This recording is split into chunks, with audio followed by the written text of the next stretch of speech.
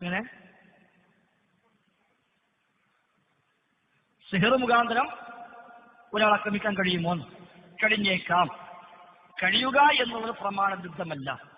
എല്ലാ സിഹർ കൊണ്ടും എല്ലാ സാഹചര്യങ്ങൾക്കും എല്ലാ മനുഷ്യന്മാരെ ആക്രമിക്കാൻ പറ്റുവെച്ചാൽ പറ്റിക്കോളുന്നില്ല. കാരണം സിഹറിൽ ഇടപെടുന്ന ശൈത്താനാണ്. ചിലപ്പോൾ ശൈത്താൻ ആവശ്യം ഈ സിഹർ ചെയ്യുന്ന ആളേക്കാൾ ചിലപ്പോൾ മറ്റവനായിരിക്കും. ആളുകൾ ചോദിക്കും, അങ്ങനെയാണെങ്കിൽ ജോർജ് ബുഷിന് സിഹർ ചെയ്താൽ പോലെ, സദ്ദാമിനെതിരെ എടങ്ങാറുണ്ടാക്കുമ്പോൾ സിഹർ ചെയ്താൽ പോലെ, അത് ചിലപ്പോൾ ഫലിച്ചോളുന്നില്ല. കാരണം ശൈത്താൻ ചിലപ്പോൾ ആവശ്യം ഈ സിഹർ ചെയ്യുന്ന ലോക്കൽ മുസ്ലിയാനേക്കാൾ ആവശ്യം ആ ജോർജ് ബുഷിനായിരിക്കും.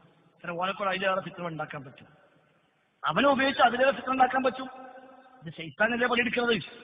ഇവിടെ തമിഴ്നാട്ടിലുണ്ട് ഒരു ഒരു പീജൻ, അയാൾ വെല്ലുവിളിച്ചു, സിഹർ ചെയ്തിട്ട് എനിക്കൊരു പ്രയാസം ഉണ്ടാക്കിയ 50 ലക്ഷം ഇനാം. ചിലപ്പോൾ ആ സിഹർ ഫലിച്ചോളുന്നില്ല.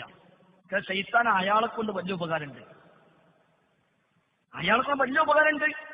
അതുകൊണ്ട് ഒരു മുസ്ലിയാരെ കൂട്ടി വന്ന് ഒരു സാഹിറിനെ കൂട്ടി വന്ന് സിഹർ ചെയ്താൽ ശൈത്താനെ അനങ്ങൂല. എടാ അവിടെ നിൽക്കി, എനിക്ക് അന്നേക്കാൾ ആവശ്യം വരെയാണ്. കാരണം എന്താ, ആ മുസ്ലിയാരെ കൊണ്ട് ഖുറാഫിനെ കിട്ടുള്ളൂ, ഇയാളെ കൊണ്ട് തൗഹീദുള്ള മനുഷ്യന്മാരെ പഠിപ്പിക്കാൻ പറ്റും. അവിടെ എനിക്ക് ബലം വേണ്ട, എന്റെ 50 ലക്ഷം ആവശ്യമില്ല എന്ന് ശൈത്താൻ തീരുമാനിക്കും. അപ്പൊ ശൈത്താന് പരമാവധി ആള് നരകത്തിലേക്ക് കൊണ്ടുപോകാൻ ആരെയാണോ ഉപയോഗിക്കാൻ പറ്റുക അങ്ങനെ ഉപയോഗപ്പെടുത്തും. അപ്പൊ എല്ലാ സിഹറിനും എല്ലാ സാഹിറിനും എല്ലാ മസ്ഹൂറിനും എടുക്കാനുണ്ടാക്കാൻ പറ്റുവെച്ചാൽ പറ്റിക്കോളുന്നില്ല. എന്നാൽ സിഹർ കൊണ്ട് പ്രയാസമുണ്ടാക്കാൻ കഴിയുക എന്നത് പ്രമാണവിരുദ്ധമല്ല. അത് പ്രമാണം അംഗീകരിച്ചതാണ്, ഖുർആൻ പഠിപ്പിച്ചതാണ്, ഹദീസിൽ സ്ഥിരപ്പെട്ടതാണ്. അഹ്ലുസുന്ന തർക്കമില്ലാത്ത വിധം ഈ കാലം അത്രയും അംഗീകരിച്ചു പോകുന്നതുമാണ്. അഹ്ലുസുന്നയിൽപ്പെട്ട ഒരു ആലിമ് പോലും സിഹർ കൊണ്ട് ഒന്നും ചെയ്യാൻ കഴിയില്ല എന്ന് അവരാരും അഭിപ്രായം രേഖപ്പെടുത്തായി കാണുക സാധ്യവുമല്ല. അല്ലാഹു അക്ബർ. ചോദിക്കാണ്ട് ഇങ്ങോട്ട് പോരും, അതല്ലേ?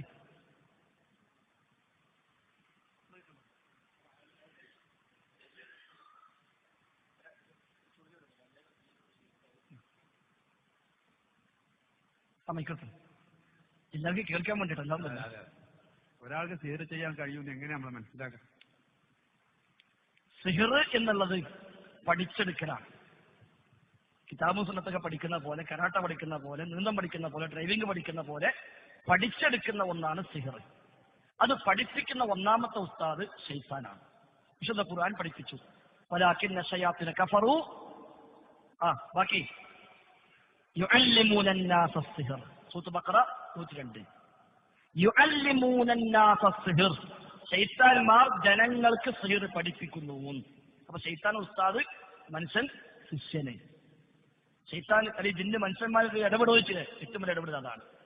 ജനങ്ങളെ സിഹർ പഠിപ്പിക്കുന്നതാണ്. അപ്പൊ ശൈത്താനാണ് സിഹർ പഠിപ്പിക്കുന്നവൻ. കാരണം സിഹറിൽ സംഭവിക്കുന്നത് ശൈത്താനെ പൂജിക്കലാണ്. അതാണ് മൻ സഹറ ഫഖദ് അശ്റക. ആര് സിഹർ ചെയ്തോ അവൻ ശിർക്ക് ചെയ്തു. സിഹറാവണോ ശിർക്ക് ചെയ്തേ പറ്റൂ. ശൈത്താന്റെ ആവശ്യം ഒരാൾക്ക് പ്രയാസം ഉണ്ടാക്കലല്ല, അയാൾക്ക് സഹായം ചെയ്യലല്ല, അതുവഴി ഒരാളെയെങ്കിലും നരകത്തിലേക്ക് കൊണ്ടുപോകലാണ്. ശൈത്താന്റെ അജണ്ടതാണ് ഒരാളെ എങ്ങനെ ശിർക്ക് ചെയ്യിപ്പിച്ച് നരകത്തേക്ക് എത്തിക്കാൻ പറ്റും. അതിന് പറ്റാവുന്ന ഒരു സാഹിറിനെ കിട്ടിയാൽ ശൈത്താൻ അയാളെ ഉപയോഗപ്പെടുത്തും ഏജന്റായിട്ട്. അപ്പൊ ചിലപ്പോൾ തങ്ങളായിരിക്കും, ചിലപ്പോൾ ബീവി ആയിരിക്കും, ചിലപ്പോൾ ഹോജയായിരിക്കും, ചിലപ്പോൾ ദർഗയായിരിക്കും. ഏതാണെങ്കിലും ശൈത്താന്റെ ഏജൻസിയാണ്. ശൈത്താന്റെ ഏജൻസി തങ്ങളായാലും ശരി, ബീവി ആയാലും ശരി, മുസ്ലിയായാലും ശരി, ശൈത്താന്റെ ഏജന്റാണ് ഈ വക പണിയുമായി നിൽക്കുന്നതെങ്കിൽ അയാൾക്ക് ശൈത്താൻ പഠിപ്പിച്ചു കൊടുക്കുന്നു. ചിലപ്പോൾ നേക്കിനായി പഠിപ്പിക്കൂല, വേറെ ഒരു ശൈഖിനെ കൊണ്ട് പഠിപ്പിച്ചു കൊടുക്കും. അപ്പൊ ഇയാൾ പറയും ഇജാസത്ത് പ്രകാരം ചികിത്സിക്കുന്നു. ഇജാസത്താണ് അനുമതി, സർട്ടിഫിക്കറ്റ്. ആ സർട്ടിഫിക്കറ്റ് ഏതാ? ശൈത്താൻ കൊടുക്കുന്ന സർട്ടിഫിക്കറ്റ് ആണ്. ഇയാൾക്ക് ഇയാളെ ഉസ്താദ പഠിപ്പിച്ചു കൊടുത്തത്, ഉസ്താദ് പഠിപ്പിച്ചു കൊടുത്തത്. മേലേക്ക് പോകുമ്പോൾ അവിടെ വലിയ ഉസ്താദ് ശൈത്താനായിരിക്കും, അവിടെ കൈമാറി പോകുന്നത്. അതാണ് ഇജാസത്ത്. അങ്ങനെ ഈ ശൈത്താനെ പൂജിച്ച് അവനെ പ്രീതിപ്പെടുത്തി അവന്റെ സ്വന്തക്കാരനായി ഈ നാട്ടുകാരെ ശിർക്കിലേക്ക് ഞാൻ എത്തിച്ചു തരാം എന്ന കരാറ് ഇവൻ ശൈത്താനുമായി ഉണ്ടാക്കുമ്പോൾ ശൈത്താൻ അവനെ സഹായിക്കുന്നു. എന്തിന്? 10 ആളെ നരകത്ത് കിട്ടാൻ വേണ്ടി. അങ്ങനെ ശൈത്താൻ ഇവന് നിർദ്ദേശം കൊടുക്കുന്നു എന്താ ചെയ്യേണ്ടത്. അപ്പൊ കോഴിമുട്ടമ്മ എഴുതും, കരിക്കമ്മൽ എഴുതും, പ്ലേറ്റിൽ എഴുതും. ഇതൊക്കെ ശൈത്താൻ പറഞ്ഞു കൊടുക്കുക. അതിന് വേറെ ചില വ്യാജന്മാരുണ്ട്. ഇതൊന്നും ഞാൻ വെറുതെ കുത്തിവെച്ചിട്ട് പൈസ വാങ്ങണം. ശൈത്താനും പറ്റിക്കുക. എന്നാലും ശൈത്താൻ ആയിക്കോട്ടെ, പോട്ടെ, അങ്ങനെ ചെയ്യുന്നുണ്ടല്ലോ, പോട്ടെ, അത് എനിക്ക് അതായാലും മതി എന്ന് വിചാരിക്കായിരിക്കാം. അപ്പൊ ഈ ശൈത്താനെ പ്രീതിപ്പെടുത്താൻ എന്ത് എഴുതണം എന്ന് വിചാരിച്ചപ്പോൾ കോഴിമുട്ടയിൽ വെറുതെ കുത്തിവരിക്കില്ല. വെറുതെ കുത്തിവരിക്കണമുണ്ട്, അത് വേറെ എന്ന് പറഞ്ഞല്ലോ. ചിലപ്പോ ഏലത്ത് അയച്ചു നോക്കിയാൽ വല്ല മഞ്ചുമുട്ടായിന്റെ പേപ്പറോ ഒക്കെ ഉണ്ടാവും. അത് മറ്റോ മഹാ ശൈത്താനെ പോലെ ഇവക്ക് അങ്ങനാണ്. എന്നാൽ ശൈത്താനെ പോയിട്ട് ശരിയായ സാഹിർ, ശരിയായ സാഹികൾ ശരിയായിരുന്നതല്ല, ശൈത്താന്റെ ഒറിജിനൽ ഏജന്റായ സാഹിർ, അയാൾക്ക് ശൈത്താൻ നിർദ്ദേശം കൊടുക്കും. അപ്പൊ ശൈത്താനെ വിളിച്ചു പാർപ്പിക്കുന്ന വരികൾ, ചിലപ്പോ ശൈഖിനെ വിളിച്ചു പാർപ്പിക്കുന്ന വരികൾ, ചിലപ്പോ ആ നിലക്ക് ശിർക്കന്റെ വരികൾ അവൻ എഴുതാൻ നിർദ്ദേശിക്കും. അത് എഴുതും. എന്നിട്ട് ഇവനോട് പറയും, നിന്റെ വീട്ടിൽ കൊണ്ടുപോയി കുളിച്ചിടണം. ഓൻ കൊണ്ടുപോയി കുളിച്ചിട്ടു. അപ്പൊ ശൈത്താന് വിവരം കിട്ടിയെന്ത്, നമ്മൾ പറഞ്ഞ വഴിക്ക് ഓനെ കിട്ടിയിട്ടുണ്ട്. ഓൻ ശിർക്ക് ചെയ്യാൻ തയ്യാറായിട്ടുണ്ട്, അവന് ഈമാൻ പഴച്ചിട്ടുണ്ട്, അവൻ നരകത്ത് പോകാൻ തയ്യാറായിട്ടുണ്ട്. ഇനി ഓനെ അടങ്ങാറാക്കണ്ട. അപ്പൊ ശൈത്താൻ അവിടെ ഇടപെടുന്നു. ഇതാണ് സംഭവിക്കുന്നത്. ചിലപ്പോ പറയും ചുമരിന് 2 ഓട്ടുണ്ടാക്കണം. അപ്പൊ തങ്ങൾ വന്നിട്ട് പറയും, നിങ്ങൾ അസുഖം മാറാൻ ഒരു പ്രശ്നമില്ല, ഇവിടെ 2 ഓട്ടിട്ടാൽ മതി. നമ്മളേക്ക് എന്താ ഓട്ടന്റെ കുഴപ്പമില്ലല്ലോ. പോക്ക് വരവ് എന്നാ പറയാം. ശൈത്താന് പോകാനും വരാനും ഓട്ടം. ശൈത്താന് പോകാനല്ല, ശൈത്താൻ നമ്മളെ ഈമാൻ കൊണ്ട് പോകാനാണ്. ഈ ഓട്ട ഇടുമ്പോൾ ശൈത്താൻ എന്ത് ചെയ്യാണ്, ഒരു ഐഡന്റിറ്റി വാങ്ങുകയാണ്.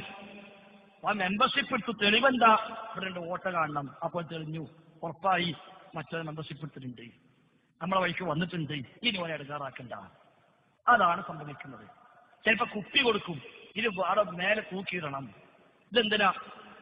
ശൈത്താനത് നോക്കിയിട്ടാണ് കുപ്പി വെള്ളം കുടിക്കാനൊന്നുമല്ല. ഈ കുപ്പി കാണുമ്പോ കുപ്പിയിൽ എന്താ ഉള്ളത്? ഇവൻ പറഞ്ഞു കൊടുത്ത വചനങ്ങൾ എന്തോ, ശിർക്കിന്റെ വചനങ്ങൾ, ഇസ്ലാമിനെ പരിഹസിക്കുന്ന വചനങ്ങൾ, ഖുർആനെ പുച്ഛിക്കുന്ന വചനങ്ങൾ, ഇതൊക്കെ എഴുതാം. അപ്പൊ ശൈത്താനെ മനസ്സിലായി, ഞാൻ പറഞ്ഞ വഴിക്ക് മറ്റൊന്ന് അയാളെ പിടിച്ചു കൊണ്ടുവന്നത്. അപ്പൊ ഇവനെ ഏജന്റായി അംഗീകരിക്കാം. ഓനെ വിശ്വസനായ ഏജൻസിയാണ്. അപ്പൊ എന്തൊരു ഓതറൈസ്ഡ് ഏജന്റായി മാറി. അപ്പൊ ഓനെ അംഗീകാരം കിട്ടി. പിന്നെ അവനെ ഉപയോഗിച്ച് നാട്ടിനെ പിടിക്കും. ആ തങ്ങളടുത്ത് പോയാൽ മതി, തങ്ങളുടെ പറഞ്ഞ പോലെയാണ് എന്ന് പറയും. പിന്നെ തങ്ങളടുത്ത് പോയ ഇവൻ ഏജന്റായി മാറും. ഇതിന് അസുഖം വന്നു, കുറെ പ്രാർത്ഥിച്ചു, പല ചികിത്സ നടത്തി, മെച്ചല്ല. അവസാനം പലരും പറഞ്ഞു, വേണം അവിടെ പോയൊക്കെ തങ്ങളടുത്ത്. മനമില്ല മനസ്സോടെ പോയി. ചെന്നപ്പോ തങ്ങൾ ചോദിച്ചു, കുറെ കാലമായിട്ട് വയറുവേദന ഉണ്ടല്ലേ ചോദിച്ചു. ഇപ്പം ബേജാറായി പോയി. ഇവനാകെ ബേജാറായി, ഇതെങ്ങനെ തങ്ങൾക്കറിഞ്ഞു? അപ്പൊ ഒരു വിശ്വാസമായി. തങ്ങൾ ഒരു ഉറുക്കോ ഏലസോ ചരടോ എന്തെങ്കിലും കൊടുക്കും. ഇതോടെ കെട്ടിക്കോ, ഒരു പേടിയും വേണ്ടായി. അത് കെട്ടി പ്രശ്നം മാറി. കാരണം ഇത് സിഗ്നലാണ്.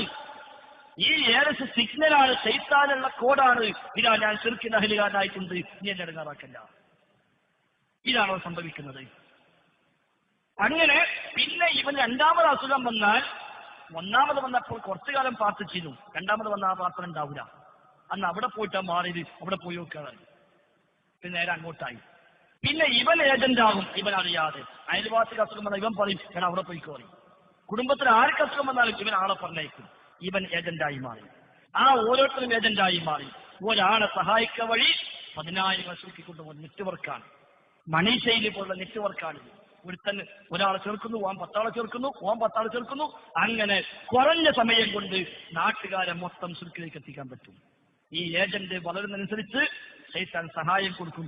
ലോകം മൊത്തമുള്ള മനുഷ്യന്മാരെ അവിടെ എത്തിക്കും. അതാ അമ്മയും ബാബയൊക്കെ ചെയ്യണത്. അതാ അമ്മയും ബാബയും ചെയ്യണത്. ഏതെല്ലാം ഭാഷക്കാരും ദേശക്കാരും അവിടെ വരുന്നവരെയോ, അതെന്താ അത്രയേറെ ഉപകാരം മുതക്കുന്നുണ്ട്. അപ്പൊ അതാണ് സിഹിർ. ആ സിഹിർ പഠിച്ച് ശൈത്താനെ പൂജിച്ച് ശരിയായ സാഹിറായി മാറുമ്പോൾ പിശാചും അവനും തമ്മിൽ കരാറുണ്ടാക്കുന്നു. ആ കരാറ് പ്രകാരം ശൈത്താനെ ചെയ്യാൻ പറ്റിയ വഴികളൊക്കെ ഓൻ ചെയ്തു കൊടുക്കുന്നു. അവിടെ അത് പൊളിക്കാനുള്ള വഴികൾ 3 വഴിയാണുള്ളത്. 3 വഴി. ഒന്ന്, ഇവൻ ശൈത്താനെ ഉപയോഗിച്ച് സിഹിർ ചെയ്താൽ അതിനേക്കാളും വലിയ ശൈത്താനെ ഉപയോഗിച്ച് തിരിച്ച് അങ്ങോട്ട് ചെല്ലുക. പക്ഷെ നമ്മൾ കാസറായി പോകും. 2 ശൈത്താന്മാരുടെ ലക്ഷ്യം നമ്മളെ ചുരുക്കി കൊണ്ടുപോകലാണ്. അവൻ എനിക്ക് സിഹിർ ചെയ്തു, ഒരു ശൈത്താനെ പിടിച്ചിട്ട്. അപ്പൊ നമ്മുടെ ദൈവം വലിയ ശൈത്താനെ പിടിക്കാം. നമ്മളുണ്ടല്ലോ ഒരു ലോക്കൽ പാർട്ടി മെമ്പർമാരെ ശല്യമുണ്ടെങ്കിൽ നേരെ മന്ത്രിയെ കൂടെ വിളിപ്പിക്കാം. അപ്പൊ ഓൻ പറയും, ഓൻ്റെ സ്വന്തം ആളാണ്, ആണ് നിങ്ങൾ ഓനെ ഇടങ്ങാറാക്കണ്ട, തൽക്കാലം വിടും. ഈ പണിയെടുക്കുക. അതാണ് തങ്ങളും ദൈവമൊക്കെ ചെയ്യണത്. അവിടെ ചെല്ലും, തങ്ങൾ വേറെ എഴുതി കൊടുക്കും, ഇതവിടെ വെച്ചോയി. അവൻ മറ്റ് കാരണം എന്താ, ഈ ശൈത്താന് മറ്റേ ശൈത്താന് വീരം കൊടുക്കും. ഞാൻ എന്റെ ആവശ്യം ഓ ശിർക്ക് പോകലല്ലേ, അത് എളുപ്പമാകത്ത് ഞാൻ ഇവിടെ നേടിയിട്ടുണ്ട്, ഇവിടെ ഓനെ ഇടങ്ങാറാക്കണ്ട. ആ ശരി, എന്നാ ഞാൻ മാറിക്കാം. ഇതാണ് അവിടെ സംഭവിക്കുന്നത്. നമുക്ക് ചെയ്യാൻ പാടില്ല, നമുക്കത് ചെയ്യാൻ പാടില്ല. അപ്പൊ ഒന്നാമത്തെ വഴി അത്, പക്ഷെ ചെയ്താൽ ശിർക്കായി, സ്വർഗം നഷ്ടമായി, ഈമാൻ നഷ്ടപ്പെട്ടു. രണ്ടാമത്തെ വഴി, ശിർക്ക് ചെയ്യാൻ ഉപയോഗിച്ച വഴികൾ എന്താണെന്ന് മനസ്സിലായി കഴിഞ്ഞാൽ അത് തകർക്കുക. അതാണ് വിശ്വാസമാ തങ്ങളുടെ വിഷയത്തിലുണ്ടായത്. വാർന്നിട്ട മുടിയും ചീർപ്പും ഈത്തപ്പനയുടെ പാറയൊക്കെ ഉപയോഗിച്ചുകൊണ്ട് സിഹ്ർ ചെയ്തു. അത് മലക്കൾ മുഖേന വിവരം കിട്ടിയ നിബിധങ്ങൾക്ക് നിബിധങ്ങൾ സഹാബത്തിനെ പറഞ്ഞയച്ചു. അത് കണ്ടെത്തി ആ കിണർ മൂടിക്കളഞ്ഞു. അതോടെ പ്രശ്നം തീർന്നു. പക്ഷെ നമുക്ക് സാധാരണഗതികൾ അറിയാൻ നിർവാഹമില്ല. ആരാ ചെയ്ത്, എങ്ങനെ ചെയ്ത്, എവിടെ ചെയ്ത് അറിയാൻ നിർവാഹമില്ല. അപ്പോൾ അത് സാധാരണഗതിയിൽ പ്രാപ്യമല്ല. നമുക്കുള്ള വഴി ഇവന്റെ ആവശ്യം എന്നെ ശിർക്കിലേക്ക് കൊണ്ടുപോകലാണ്. അതുകൊണ്ട് തൗഹീദ് ഒന്നും കൂടെ ഉറപ്പിക്കുക, ഈമാൻ ഉറപ്പിക്കുക, റബ്ബിലേക്ക് കൂടുതൽ അടുക്കുക, ദിക്റും ദുആയും തസ്ബീഹും സ്വലാത്തും വർദ്ധിപ്പിക്കുക, ഖുർആനുമായി ബന്ധം സ്ഥാപിക്കുക, ഇബാദത്തുകൾ വർദ്ധിപ്പിക്കുക, റുഖയ്യ നടത്തുക. ഇത്രയും ആകുമ്പോൾ ശൈത്താനെ മനസ്സിലാകും ഇവനെ ഇടങ്ങാറാക്കിയിട്ട് കാര്യമില്ല. അവൻ വീട്ടിലെ ഓട്ടയുണ്ടാക്കൂല, അവൻ കുപ്പിയും കുഴിച്ചിടൂല, അവൻ ഒരു പണിക്കോനെ കിട്ടൂല. അവന്റെ പിന്നാലെ പോയി എന്റെ സമയം പോകുക എന്നല്ലാതെ അതേക്കാൾ നല്ല അപ്പുറത്തിൽ ഖുറാഫുണ്ട്, ഓന്റെ വീട്ടിൽ പോയാൽ കുടുംബത്തെ മൊത്തം പിടിക്കാൻ പറ്റും, ഞാൻ അങ്ങോട്ട് പോവുക, ഓൻ മാറിക്കൊടുക്കും. അപ്പൊ പ്രശ്നം തീരും. ഉമഹത്താബിഹു ഒരു വഴിയിൽ പ്രവേശിച്ചാൽ പിശാച് മറ്റൊരു വഴിക്ക് വഴി മാറിപ്പോകുമെന്ന് ഇമാം ബുഖാരിയുടെ ഹദീസിലുണ്ട്. തണ്ടും വരും കണ്ട് പേടിച്ചിട്ടല്ല, ഈമാൻ കൊണ്ട് പേടിച്ചിട്ടാണ്. അങ്ങനെ ഓൻ മാറിപ്പോകണം. എല്ലാരും പറയും തങ്ങളടുത്ത് പോയാൽ മതി, എനിക്ക് തങ്ങൾ വേണ്ട, ഞാൻ ഇങ്ങനെ മരിച്ചാലും ശരി ശിർക്കിന് ഞാനില്ല. ഒരു ഓട്ട ഞാൻ ഇടൂല, വീട്ടില് ഒരു കുപ്പയും കുഴിച്ചിടൂല, ഒരു ചരടും എനിക്ക് വേണ്ട, ഒരു നൂലും എനിക്ക് വേണ്ട, ഹസ്ബി അല്ലാഹ്, എനിക്കല്ലാഹ് മതി. അവിടെ ഉറച്ചാണ് എന്നാൽ ഏത് ശൈത്താന്മാർ ഇബ്ലീസ് ഒന്നിച്ച് നേരിട്ട് വന്നാലും ശരി നടക്കൂല. ഏറ്റവും വലിയ സ്പെഷ്യൽ ഓപ്പറേഷനാണ് ഇബ്ലീസ് നേരിട്ട് വരാണ്. അദ്ദേഹത്തിന് ഓം വരൂല, മക്കളെ പറഞ്ഞേക്കുള്ളൂ. വലിയ കാര്യപ്പെട്ട ഓപ്പറേഷൻ ആണെങ്കിൽ ഇബ്ലീസ് നേരിട്ട് ഇടപെടും, അല്ലെങ്കിൽ മക്കളെ പേരക്കുട്ടികളൊക്കെ പറഞ്ഞേക്കും. ആര് വന്നാലും ശരി ഇല്ല, ഞാൻ ഇളകൂല, എനിക്കെന്റെ റബ്ബ് മതി. ആ റബ്ബിൽ ചേർന്ന് നിന്ന് തൗഹീദ് ഉറപ്പിച്ച് ഈമാൻ ഉറപ്പിച്ച് തവക്കുലാക്കി അവിടെ നിന്നാൽ ഒരു ശൈത്താനും പിന്നൊന്നും ചെയ്യാൻ പറ്റില്ല. ഓൻ തോറ്റ് ഒന്നിട്ട് പോകും.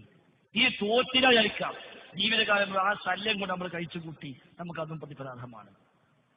ജീവിതകാലം മുഴുവൻ ശല്യം ഉണ്ടായി ആയിക്കോട്ടെ, എന്നാലും വേണ്ടില്ല, ശിർക്കിലാണില്ല. ക്യാൻസർ വന്നു, എല്ലാ ഹോസ്പിറ്റലും പോയി, ഒരുപാട് പണം ചെലവഴിച്ചു, ഒരുപാട് ചികിത്സ ചെയ്തു, മാറിയില്ല. എന്ത് ചെയ്യാൻ പറ്റും? ഒന്നും ചെയ്യാൻ കഴിയില്ല.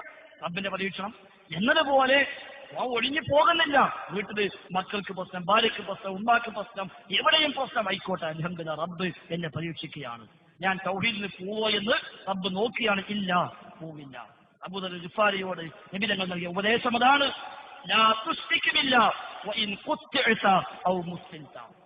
നിന്നെ കഷ്ണമാക്കി മുറുക്കപ്പെട്ടാലും ശരി, നിന്റെ കൈ കാലുകൾ വെട്ടിമുറിക്കപ്പെട്ടാലും ശരി, അബൂദറെ നീ ശിർക്ക് ചെയ്യരുത്. ആ ഉപദേശം നമ്മൾ ഏറ്റെടുക്കുക, അതാണ് വേണ്ടത്. അള്ളാഹു അനുഗ്രഹിക്കുമാറാകട്ടെ. റുഖിയ്യ എന്ന് പറഞ്ഞാൽ മന്ത്രം. അള്ളാഹു റസൂലും പഠിപ്പിച്ച ധാരാളം മന്ത്രങ്ങളുണ്ട്. നിത്യജീവിതത്തിൽ പാലിക്കേണ്ടുന്ന മന്ത്രങ്ങളുണ്ട്. പ്രത്യേകമായ രോഗങ്ങളിൽ പഠിപ്പിക്കപ്പെട്ട മന്ത്രങ്ങളുണ്ട്. ആ വക മന്ത്രങ്ങൾ ജീവിതത്തിന്റെ ഭാഗമാക്കി മാറ്റുക. അത് രോഗം വരുമ്പോൾ മാത്രമല്ല. മന്ത്രം എന്നത് ഒരു ആയുധമാണ്. ആയുധം എപ്പോഴും കയ്യിലേന്തേണ്ടതാണ്. കാരണം പിശാച് എപ്പോഴും പിഴപ്പിക്കാൻ ശ്രമിക്കുന്നുണ്ട്. ഇന്ന ശൈത്താനുക്കും അദുവ്വൻ ഫത്തഖിദൂഹു അദുവ്വ. പിശാച് നിങ്ങളുടെ ശത്രുവാണ്, നിങ്ങൾ അത് ശത്രുവായി തന്നെ കാണുക. അപ്പൊ ശത്രു പിന്നാലെ ഉണ്ടെങ്കിൽ എപ്പോഴും ആയുധം കയ്യിലേന്തുക. ആ ആയുധമാണ് മന്ത്രങ്ങൾ. ആ മന്ത്രമുണ്ടോ അവനടുക്കാൻ കഴിയില്ല. അതൊരു വലയമാണ്. ബിസ്മില്ലാ, അതൊരു വലയമാണ്. നിങ്ങൾ പറഞ്ഞല്ലോ, വാദം എടുക്കുമ്പോൾ ബിസ്മി ചൊല്ലുക, പാത്രം മൂടി വെക്കുമ്പോൾ ബിസ്മി ചൊല്ലുക. എന്താ കാരണം? അള്ളാഹുവിന്റെ പേരും പറഞ്ഞടുത്താൽ പിന്നെ ഓനോട് ഇടപെടാൻ കഴിയില്ല. അള്ളാഹുവിനെ സ്മരിച്ചാൽ അതൊരു പ്രൊട്ടക്ഷനാണ്. ഭക്ഷണം കഴിക്കുമ്പോൾ ബിസ്മില്ല ചൊല്ലി കഴിച്ചാൽ പിശാച് പറയും നമുക്കിനി ഭക്ഷണമില്ല. ഉറങ്ങാൻ കിടക്കുമ്പോൾ ബിസ്മി ചൊല്ലിക്കിടന്ന് അവൻ പറയും നമുക്കിനി ഇവിടെ രാപ്പാർക്കാൻ കഴിയില്ല.